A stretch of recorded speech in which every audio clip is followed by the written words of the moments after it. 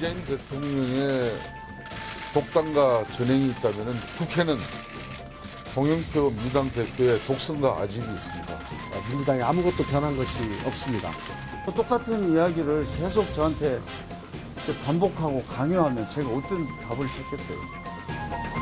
그대로 멈춰라.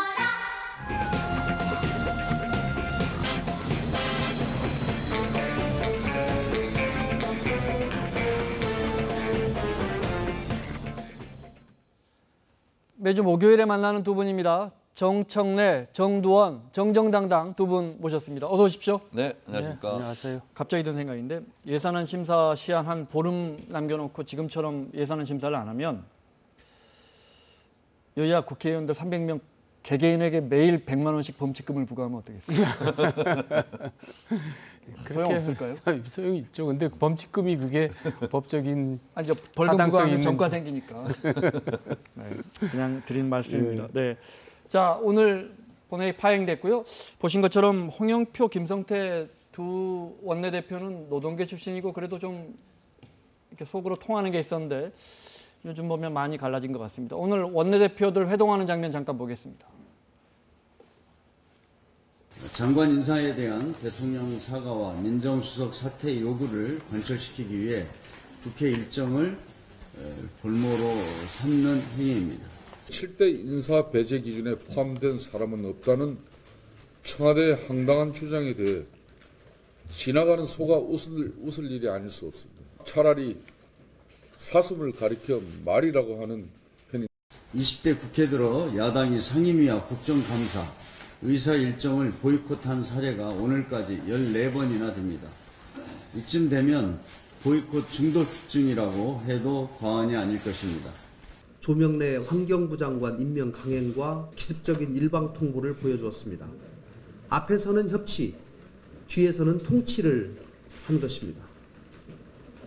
대통령과 민주당은 협치를 자신들이 필요할 때만 말하는 주머니 속의 사탕으로 생각해서는 안 됩니다. 기자들이 홍영표 원내대표한테 그래도 세 분 카톡 하시는 건 있잖아요 물어봤더니 그것도 보기 싫다고 하더라고요. 단단히 서로 지금 엇갈렸어요. 어떻게 보십니까? 여야만 바뀌었지 늘 보던 국회 모습 아닙니까? 네. 네. 그러니까 저 국회 모습이 이번에 이제 여야정 협의체 생기면서 바뀐 줄 알았더니 역시 그대로네요. 실망이죠. 굳이 어느 한쪽에 책임을 좀 묻는다면요? 책임은 뭐 똑같은데 그래도 여당이 이제 양보를 해야지 풀립니다 항상. 네. 네, 그게 국회가 굴러가는 모습이죠. 근데 민정수석 물러나라는데 그 네, 양보를 그거는, 받아들이기 쉽지 않을 것 같아요. 그거는 이제 좀 심했고 대통령 인사권인데 이제 그 조명래 환경부 장관 동의 없이 했다. 이제 그런데 그건 국민적으로는 별로 이렇게 민심이 뒷받침되지 않는 좀 억지스러운 주장 같긴 해요. 네. 그 얼마 전에 청와대에서 5당 원내대표들 모여서 사진도 찍고 밥도 먹고 화기애애하게 했는데 이 국회 오늘 파행 이전에 실무진에서는 또 비토를 놨어요. 못하겠다. 그러니까 설득력이 좀 떨어지는 것 같고 오늘 파행의 원인이 조명래 환경부 장관 임명 강행, 고용세수 국정조사 받아라. 그리고 대통령 여당부터 사과를 요구했어요. 그리고 조국 민정수석 해임은 정말 뜬금없는 거거든요.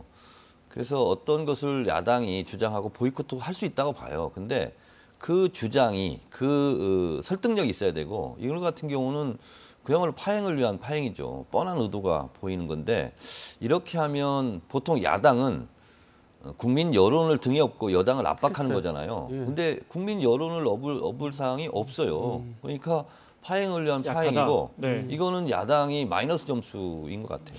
근데 뭐 쉽게 이렇게 해놓고 김성태 원내가 다시 뭐 협의하기도 쉽지 않아진 것 같아요. 그러니까 조그만 거 하나 줘야죠. 조그만 거 하나 줘야 됩니다. 그러니까요. 네. 아니 오늘 본회의 불참한다는 것도 자유한국당이 문자로 통보했대요. 문자가 무슨 유행인가 봐요. 아니 왜 전원책 조강위원 해촉도 문자로 받았다는 거거든요. 이게 그냥 문자로 줬다는 게 아니고 쉽게 말하면 얼굴 보기도 목소리 듣기도 싫다는 거 아닙니까?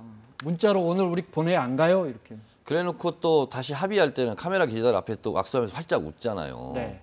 그래서 똑같은 말을 하더라도 어떻게 말하냐에 따라서 달라지는 건데 적어도 전화는 해야죠. 이러이런 일 때문에 우리 본회의장 못 들어간다. 근데 문자로 그냥 띡 보내고 하는 것은 모든 걸 떠나서 예의가 없는 거죠. 자기도 예의보다도 개면적어서 그랬을 거예요. 개면적어서. 이게 당당했으면 그렇게 안 했을 텐데. 알겠습니다. 네. 그렇군요. 그렇더라도 하루빨리 저 예산안 심사 됐으면 좋겠습니다. 본회의 지금 뭐 민생 법안도 저 유치원 관련 법안 이런 것도 전혀 지금 협의가 안 되고 있는데 살인 유치원 관련도요. 네. 정말 야당이 그거는 지탄받아야 될 일이에요. 그 유치원 비리 문제가 터진 지가 얼마 안 됐는데 벌써 또 유치원 원장들 편만 들고 그래 될 일도 아니고 법사위에서도 뭐 대안도 없대요. 지금 자유한국당이. 그냥 뭉개는 거예요. 아니요. 자유한국당은 지금 대안이 없다는 건 아니고 정확히 말하면 지금 자유한국당만의 법안을 곧 준비해서 내겠다 이런 겁니다. 현재까지 대안이 없는 거예요. 서두르지 않겠다. 지금 법안을 만들고 있는 중인 것 같아요. 근데 올라와 있는 법안을 다음에 우리 만들어서 낼 거니까 그때까지 기다리자는 것은 진짜 없었던 일이에요. 뭘 없었던 일이 여당이 옛날에 야당일 때 그렇게 많이 했어요. 아니 만들어 놓고 얘기를 해야죠. 살인 유치원 쪽에서는 아마도 이번 정기국회만 어떻게든 넘겨보자 이런 생각일 거예요, 그죠? 예, 네. 근데 지금 국민들의 민심은 그렇지가 않죠. 그렇게 할 수가 없죠. 국회가 그렇게 하면 그쪽이 손해 보는 거죠. 네. 그러면 살인 유치원 관련 이른바 저 박용진 3법은 이번 정기국회에 통과될 거라고 보십니까? 그게 제일 이슈 아닙니까? 제일 큰 관심사고. 네. 그러니까 우여곡절 끝에 저는 통과될 거라고 보는데 예, 예. 자유한국당이 진짜 정신을 차린다면. 근데 네. 원장들 표를 의식해서 그렇게 원장들을 감싸고 있는지 모르지만 더 많은 표, 더 많은 학부모들 표가 있어요. 네. 자유한국당이 그걸 명심해야죠. 알겠습니다. 병역 거부자, 이른바 양심적 병역 거부자들 대체 복무 정부안, 그러니까 국방부안이죠. 국방부안이 나왔는데 잠깐 볼까요? 네. 지금 이제 우리 장병들은 21개월 근무하지만 곧 이제 3년 후면은 18개월로 줍니다. 그래서 곱하기 2, 네, 36개월 근무하는 거고 복무 분야는 교정, 그러니까 교도소 같은 데 근무하는 거고 당연히 출퇴근이 아니고 합숙하는 방안으로 나오는 것 같습니다. 뭐 정부가 내놓은 아니니까 국회에서 얼마든지 바뀔 수 있는데 어떻게 보십니까? 저는 이거야말로 공론화위원회에서 한번 다뤄볼 수도 있는 사항이에요. 그러니까 유엔의 권고는 2배를 넘을 수 없다. 그러니까 36개월을 넘으면 안 된다. 네. 또 어디 보니까 유럽 사회권익위원회라는 데서는 네. 1.5배를 초과하면 안 된다. 우리 그러니까 국가인권위원회도 1.5배로 해라 그랬어요. 그렇죠. 그렇게 되면 36개월은 누가 봐도 이건 징벌적 어떤 대책이거든요. 네. 그래서 이거야말로 어떻게 보면 눈에 보이지 않는 사회적 비용이 들어가는 거잖아요. 그래서 지난번에 신고리 5, 6호기도 대통령은 중단해야 된다는 입장이었지만 공론화위원회에서 이것은 그냥 계속하는 게 좋다. 그래서 수기 민주주의의 모델이었다 하는 것처럼 이런 문제가 어떻게 보면 공론화위원회에서 한번 다뤄봄직한 그런 주제가 아닌가 저는 그렇게 생각해요. 뭐 좋은 생각이라고 보는데요. 근데 현행법상 다른 대체 복무가 있거든요. 산업기능요원이라든가. 네. 그게 이제 2년으로 돼 있기 때문에 네. 전반적으로 다시 조정을 해야 되겠죠. 네. 이것만- 공중보건이 공익법무관 이런 건 지금 한 예. 36개월이라서 예, 예. 거기에 비슷하게 맞췄어요. 예, 네. 그런 거죠. 물론 뭐 내용은 법무관이나 다르지만. 이런 사람들은 출퇴근하지만요. 네. 근데 이제 교도소 근무가 저도 이제 그 옛날 학생운동으로 감옥생활 2년을 해봤어요. 네. 해봤는데 경비교도대라고 있고요. 근데 저는 경비교도대 아닐까 그랬더니 경비교도대는 아닌 또 모양이에요. 그래서 그렇게 보면 그렇지 않죠. 여기는 경비교도대 이런 거 안 시키고 그러니까요. 그냥 안에서 진짜 복지 관련된 일을 할 그러니까요. 겁니다. 네. 경비교도대가 아닌 것 같아요. 그러면 그 안에서 재소자들의 어떤 수발을 드는 문제라든가 그렇습니다. 뭐 이런 네. 문제거든요. 네. 그럼 같이 그냥 감옥살이를 하는 거예요. 어차피 퇴근하지 못하니까. 어차피 감옥 안에서 사는 거니까. 네. 근데 이건 징벌적이다. 지금 징벌적이에요. 기간도 정 의원님 길고. 말씀은 너무 지나치다는 거예요. 지나친 거죠. 그렇게 그러니까 이제 보시는 거예요. 사람이 자유를 억압받고 있는 거하고 그렇지 네. 않은 거하고 차이는 천지 차이죠. 그러니까 같은 장소에 있지만 자유는 있는 거니까 그건 징벌적이라고 보는 건 심한 거죠. 징벌적이라고 볼 수 없다. 이렇게 예. 보시는 거군요. 아니 같이 기간은- 감옥생활 하는 거예요. 기간은 1.5배에서 2배, 이제 지금 정부안은 한 2배, 36개월은 해야 한다 이런 건데 기간은 괜찮다. 저는 다른 거하고 같이 2배 정도 가야 된다고 생각하는데 네. 조정하려면 같이 조정해야 된다 이거죠. 네. 저는 이제 국방의 의무라는 것이 다른 일을 하지 않고 국가를 위해서 일하는 기간을 얘기하는 거잖아요. 그러면 이 대체복무라는 것이 의미가 사라지는 거잖아요. 2배로 더 해라. 그리고 감옥살이 해라. 이거는 좀 과도한 것 같아요. 목살이 아니라니까요. 아니 감옥 안에서 생활하면 감옥살이죠. 근데 교도관들은 출퇴근이 가능하잖아요. 근데 이분들은 출퇴근이 불가능하다는 거예요. 이런 건 어떻습니까? 젊은이들이 군대 가기 싫어하는 젊은이들이 상당히 있을 텐데 한 30개월 정도로 예를 들어 1.5배 정도로 한다면 그리고 생활도 그런대로 군대보다 덜 힘들다면 오히려 이걸 악용할까 이게 지금 항상 문제가 되는 부분이거든요. 이런 근데 부분. 악용을 하려고 하는 사람은 있겠지만 네. 악용될 수가 없는 게 엄격한 여러 가지 절차와 규정이 있기 때문에 그것을 피해 나가기는 좀 어려울 거예요. 네, 알겠습니다. 이 문제는 여기까지 여쭤보고요. 여야가 뭐 특히 저 자유한국당이 지금 조광특위 어제 이제 저희가 김병준 위원장 모시고 이야기 나눴었는데 전원책 저 변호사 해촉한 그 파장이 아직까지 이어집니다. 그 중에 전원책 변호사가 조광특위 하면서 방송 출연을 한 거 가지고 약간 논란이 있었는데 그 부분 잠깐 보겠습니다. 그 나 이거 참이라는 예능 프로그램에 출연이 확정이 되셨잖아요. 예. 그 출연을 출연하겠다라고 제작진한테 확정해서 얘기하신 게 언제세요? 이미 한 4개월 전에 기획이 됐고 이건 그냥 예능이 아닙니다. 이 어린아이 그 초등학교 3학년 4학년 아이들하고 도란도란 얘기하는 것이고 거기서 아이들이 꿈을 듣는 그런 귀중한 시간입니다. 그게 조광희 활동에 방해가 된다거나 제가 정치를 방송에 이용한다. 그 참 제가 정말 이런 비난까지 나오리라고는 상상을 하지 않았습니다. 아니 제가 비난하는 게 아니고요. 예. 제가 시점만 여쭤본 건데 녹화를 조광특위 위원인 중에 녹화를 하신 적 있냐고 여쭤보는 거예요. 예, 녹화했습니다. 그게 왜 문제가 됩니까? 그게 왜 문제가 될까요? 제가 거꾸로 물어봅시다.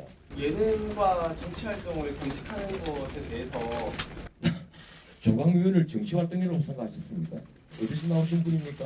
해야 되는 무거운 업무와 아니죠. 그건 경직할 수 있느냐라고. 이 세상에 무겁지 않은 것이 무엇이며 무거운 것이 무엇입니까? 이 세상에 무겁지 않은 것이 무엇이며 무거운 것은 무엇입니까? 이 논란 어떻게 보셨어요? 조광특위 위원장이 한 자리가 무거운 자리죠. 굉장히 엄중한 자리고 네. 그렇기 때문에 외부 인사와 접촉도 가급적 삼가해야 되고 외부 활동도 삼가하면서 말도 삼가해야 되는데 이분은 그동안 방송 활동을 너무 많이 했고 더군다나 예능까지 나왔다는 것은 사려 깊지 못한 거죠. 지적받아야 마땅하다고 조광특위 기간 생각합니다. 동안 예능하는 건 그렇게 사려 깊은 건 아니다. 예. 제가 이걸 여쭤보는 건 어쩌면 이 문제는 조광특위나 전원책 변호사나 조광특위 안에서의 기능과 역할에 대한 질문일지 모릅니다. 전원책 변호사가 어떤 기자한테 물었습니다. 네. 조광특위가 정치 활동입니까? 이렇게 물었어요. 제가 답변하죠. 정치 활동 맞습니다. 아니 정치 중에 정치입니다. 그렇죠. 그리고 그것도 매우 심각하고 예. 고도의 정치 활동이에요. 왜냐하면 자유한국당을 제가 좋아하거나 찬성하는 건 아니지만 이분의 칼에 휘둘러서 당협위원장이 날아갈 사람들이 수십 명인 거예요. 네. 그러면 그 사람도 한 사람의 정치 인생이에요. 그리고 가정에 가면 가장이고 그런 분들을 쳐내는 일을 하는 거예요. 그러니까 일반적인 국회의원의 의정활동보다 어떻게 보면 더 심각하고 예민한 정치 활동이에요. 이것을 정치 활동이라고 보지 않는 것 자체가 저는 문제이다. 네. 그래서 저는 조광특위 위원을 본인이 받아들이면서 너무 가볍게 받아들인 거 아니냐. 그래서 저는 조광특위 위원으로서 사명감 이런 것이 좀 부족하지 않았는가. 저는 그런 생각이 듭니다. 네. 조광특위 활동을 정치 활동이라고 생각하지 않는 국민은 없을 것 같습니다. 그렇죠. 네. 자, 전원책 변호사 어제 이런 이야기도 했습니다. 들어보시죠. 인물을 교체해 면모를 일신하는 것이기 때문에 저는 인적 청산의 전권을 요구했던 것입니다. 그러나 이제 그 꿈은 사라졌습니다. 그것도 절반은 물갈이해야 됩니다. 한국 땅에서 지금까지 폼 잡고 살았던 분들 이제 좀 물러나십시오. 한국 땅에서 지금까지 폼 잡고 살았던 분들 이제 좀 물러나십시오. 이 말은 정두원 의원님이 진짜 하고 싶은. 아니 근데 저 말도 맞는 말인데 네. 제가 재밌게 봤던 거는 어제 기자회견 뒤에 이제 현수막이 붙어 있더라고요. 전원책 변호사 기자회견. 마침 네, 화면에 나와. 그래서 그게 이제 무슨 우리가 정치 드라마 보는 것처럼 뭔가 어색하고 촌스러워요. 그 저거야말로 폼 잡은 게 아닌가 그런 생각이 드는데. 저 똑같은 생각이 드는데 그렇죠? 폼 잡고 뭐 했던 사람들 다 물러나고 그러는데 정작 본인이 폼 잡은 거죠. 폼 잡은 거. 네. 네.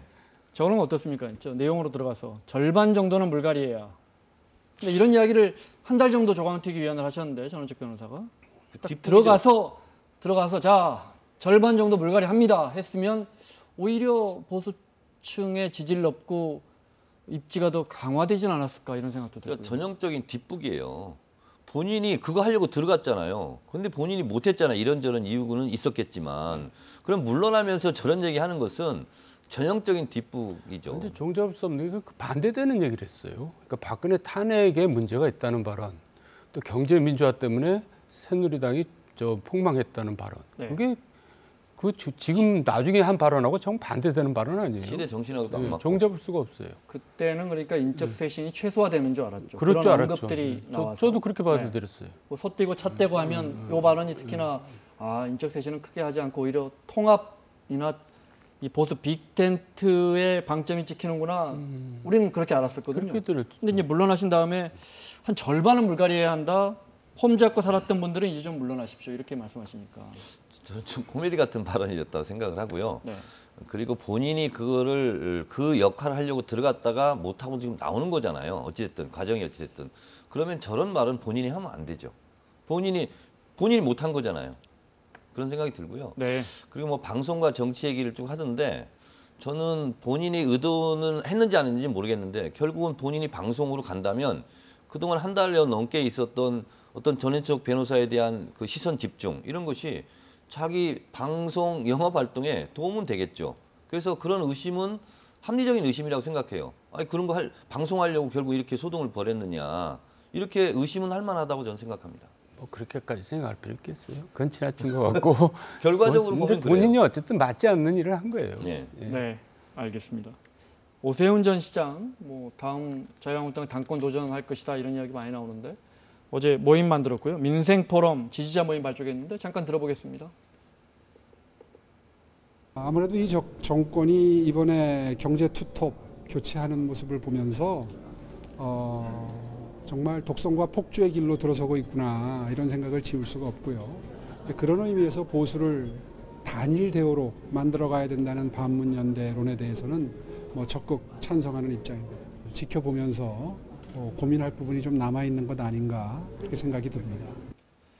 자, 보수 쪽에 이른바 잠룡분들의 공통점이 있습니다. 1. 반문연대의 깃발을 모두 일제히 들고 있다. 2. 그런데 자유한국당에는 아직 안 들어간다. 네. 이 두 가지에 대해서 어떻게 보십니까? 일단 반문연대가 보수인가에 대해서 이제 어떤 분이 얘기하셨던데 저도 동의해요. 그건 보수가 아니죠. 보수의 그 적극적인 가치를 얘기해 보수인 거지. 반문이면 다 보수입니까? 그럼 문 없어지면 보수는 어디로 가죠? 그렇죠. 그냥 그런 얘기를 할 수가 있고 네. 지도자가 되겠다는 분들 아니에요? 지도자가 되겠다는 분들이 왜 이렇게 재고 자고우면하고 그런지 모르겠어요. 들어오려면 빨리 들어와서 뭘 하든지 말든지 하지 이렇게 밖에서 이렇게 왔다 갔다 하는지 모르겠어요. 그 이제 윤여준 전 장관이 이제 네, 예. 보수의 가치가 반문이면 문재인 정부 임기가 끝나면 보수의 가치도 사멸하는 거냐 이렇게 지적하신 걸 말씀하시는 것 같은데 그런데 이제 지금 보수 특히 자유한국당의 쇄신에 대해서 또 정체성이 없으니까 가는 방향이 없으니까 그 방향 그 깃발을 반문으로 잡은 거거든요. 그러니까 오세훈 전 시장이 지금 뭐라고 했냐면 경제 투톱을 교체하는 모습을 보면서 독선과 폭주의 길에 들어서고 있구나 이런 느낌이 들었다는 거예요. 네. 근데 경제 투톱을 바꾸라는 것은 자유한국당 등 보수 야당에서 주장한 거예요. 바꾸라고 해서 바꿨어요. 근데 바꾸니까 또 그것이 독선과 폭주래요. 이거는 마치 체인 풀린 자전거 페달 밟는 듯한 발언이에요. 아무 의미도 없고 임팩트도 없어요.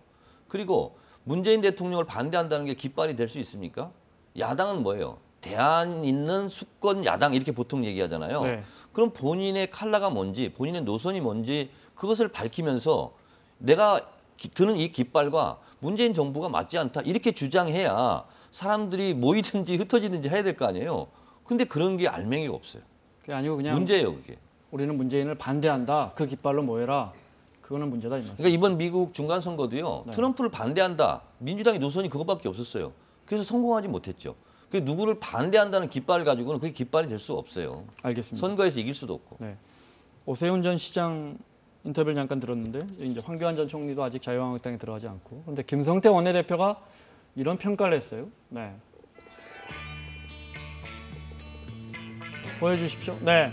황교안 전 총리는 이것도 저것도 아니고 간을 보고 있다. 온실 속 화초는 전당대회에서 못 싸운다. 그리고요. 오세훈 전 시장은 정치 현상에 대해 눈치를 많이 본다. 그러니까 시류를 많이 본다. 그리고요. 그런데 김무성 의원에 대해서는 후배를 이끌어주려는 마음이 많다. 전당대회는 불출마로 보고 있다. 네. 네. 행간을 좀 읽어주십시오. 뭐 행간도 필요 없네요. 본인이 나오겠다는 얘기잖아요. 너무나 저분은 그러니 김무성 의원은 날 좀 밀어달라? 네, 저는 한마디로 말하면 네. 사자성어로 아전인수. 아전 자기 논에 물대려고 한다. 솔직하고 좋잖아요. 저렇게 돌려서 얘기하지 않고. 근데 네. 아전인수격인 발언이긴 하지만 황교안 전 총리나 오세훈 전 시장에 대한 평가는 저하고 똑같습니다. 김성태 원내대표의 평가가. 그 부분 어떻게 보세요? 그 표를 다시 보여주실래요? 네. 김성태 원내대표의 지금 이제 야당 당권에 도전할 만한 물론 김무성 의원은 안 나간다고 했고요. 평가를 해주시면 일단 황교안 총리는 제가 지난번에 얘기했는지 모르지만은 자격이 없어요. 그러니까 박근혜 국정농단에 1차적인 책임이 있죠. 총리였기 때문에. 책임 총리. 그러니까 자숙해야 될 사람인데 무슨 어디 대표를 나가겠다. 이거는 좀 앞뒤가 안 맞는 거 아닌가 싶어요, 저는. 네. 예. 오세훈 전 시장에 대해서는 그건 제가 얘기하더라고요. 네. 예. 그리고 세 번째는 본인이 나가겠다는 솔직한 얘기고. 알겠습니다. 네. 여기 저 손학규 대표와 이현주 의원 간의 그 정체성 발언 이야기는 뭐 다 들으셨죠? 네. 예. 도대체 이현주 의원의 정체성은 뭐냐? 손학규 대표가 물어봤더니 이현주 의원이 그러면 당대표의 정체성은 뭐냐? 이렇게 반문했는데 그때 우리 작가가 여기 이렇게 써놨습니다. 정두원 의원님의 정체성은 뭡니까? 네. 저야말로 보수죠. 보수는 현실에 기초한 거거든요. 근데 현실이 변화하잖아요. 그러니까 보수도 변해야 됩니다. 머물러 있는 보수가 아니라 늘 변화하는 보수. 그게 제 정체성입니다. 네. 예. 알겠습니다. 근데 그게 뭐 이렇게 관심사가 되나요?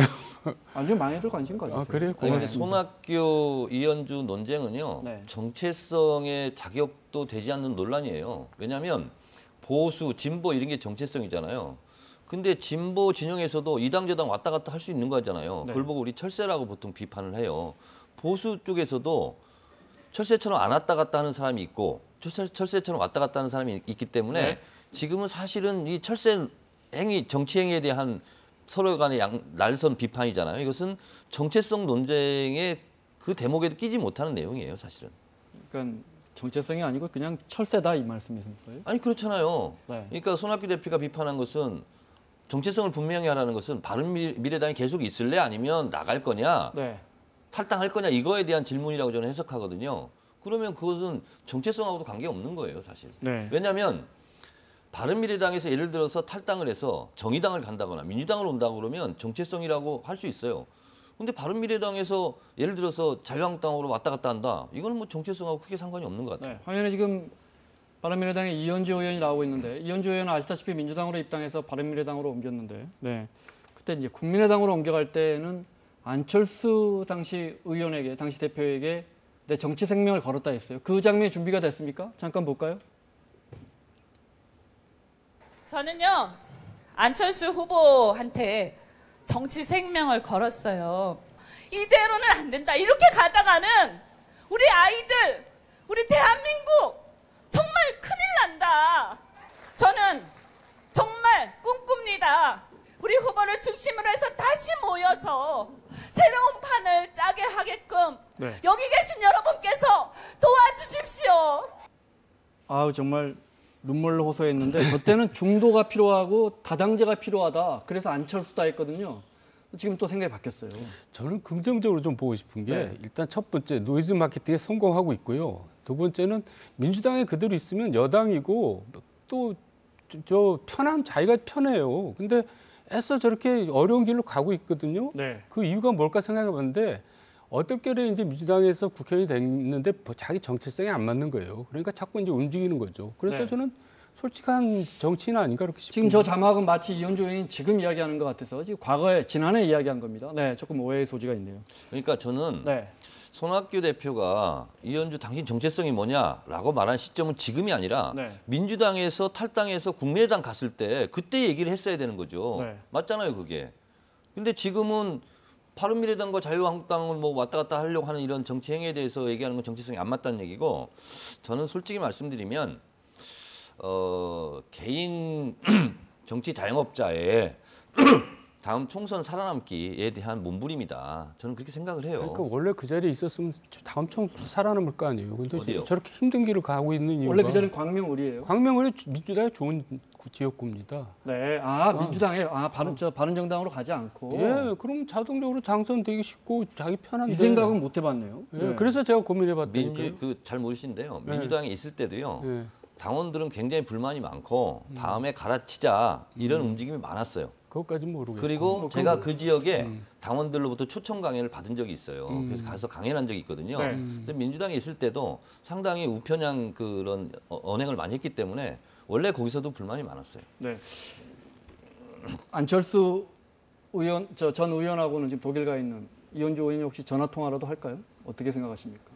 전화 통화 안 하겠죠. 정치생명 걸었다는데. 이제 자유한국당까지 갈 마당에 전화 통화를 왜 하겠어요. 네. 자유한국당에 이현주 의원이 가면 자유한국당에 간다는 말은 안 했어요. 물론 이제 간다면 그런, 간다면 그러면 안철수 전 대표도 따라가나요? 자, 광명 이야기했지만 그 지역구가 어려워서 뭐 부산 영도 생각한다는 보도, 이건 뭐 이현주 의원이 밝힌 게 절대 아닙니다. 여기저기서 이런 정치적인 그 구도를 삼아서 보도하고 있는데, 그 부산 영도가 지역구인 김무성 의원의 입장을 잠깐 들어보겠습니다. 그 대표님 지역구에 당 밖에 있는 어떤 분이 요즘 자주 거론이 되고 있는데 어떤 외부에 좋은 분이 있다면 지역구를 물려주실 의향이 있으신가요?